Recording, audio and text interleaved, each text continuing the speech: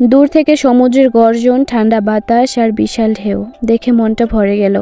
এখানে আসার পর মনে হচ্ছে সব ক্লান্তি দূর হয়ে গেছে।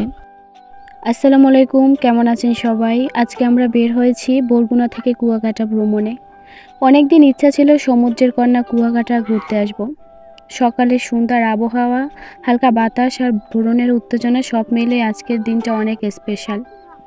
এখন আমরা আছি বরগুনার কেওড়াবুনিয়া হুজুরবাড়ি রাস্তায়। এখান থেকে আমরা গাড়িতে উঠলাম পুরাকাটা ফেরিঘাট যাওয়ার জন্য। আমার সঙ্গে আছে আমার দুই ভাই, ফুফাতো ভাই এবং আমার ভাই।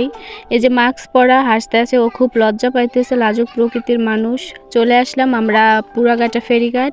তো চলুন আপনাদেরকেও নিয়ে যাই আমাদের সাথে এই সুন্দর সফরে। সবাই সাথে থাকবেন, দেখবেন।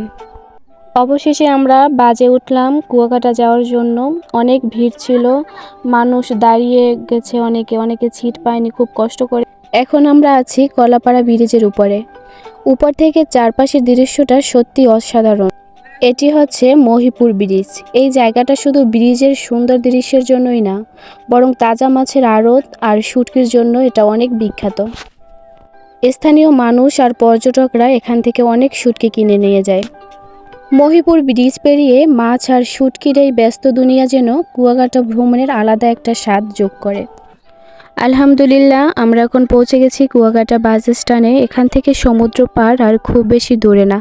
চারদিকে পর্যটকদের ভিড়, হোটেল, দোকানপাট আর সমুদ্রের আমেজ সব মিলিয়ে জায়গাটা অনেক প্রাণবন্ত লাগছে। বাস স্ট্যান্ড থেকে একটু সামনে এগোলেই ঠান্ডা বাতাসে বোঝা যায় সমুদ্র একদম কাছেই। অবশেষে আমরা চলে এসেছি কুয়াকাটা সাগর পাড়ে। চারিদিকে শুধু বিশাল নীল জলরাশি, একের পর এক ঢেউ আর ঠান্ডা বাতাস দেখে মনটা একদম শান্ত হয়ে যায়। সমুদ্রের গর্জন, পায়ের নিচে নরম বালি আর সামনের সূর্যের আলো পানিতে ঝিলমিল করছে। সত্যি এই দৃশ্য ভাষায় প্রকাশ করার মতো না। এখানে দাঁড়িয়ে মনে হচ্ছে প্রকৃতির সবচেয়ে সুন্দর জায়গাগুলোর একটি দেখছি। সাগর পাড়ে শুধু ঢেউ দেখা না, মামা ভাগ্নের দুষ্টমি আর খেলাই ছিল সবচেয়ে আসল। মামা ভাগ্না তো থামার কোনো নামই নিচ্ছে না, কখনো বালি দিয়ে ঘর বানাচ্ছে, আবার ঢেউয়ের সাথে পাল্লা নিচ্ছে। এদের কোনো থামার নামই নেই। অনেক দিনের ইচ্ছা ছিল সাগর পাড় দেখতে আসবো, আজ অবশেষে সেই ইচ্ছাটা পূরণ হলো।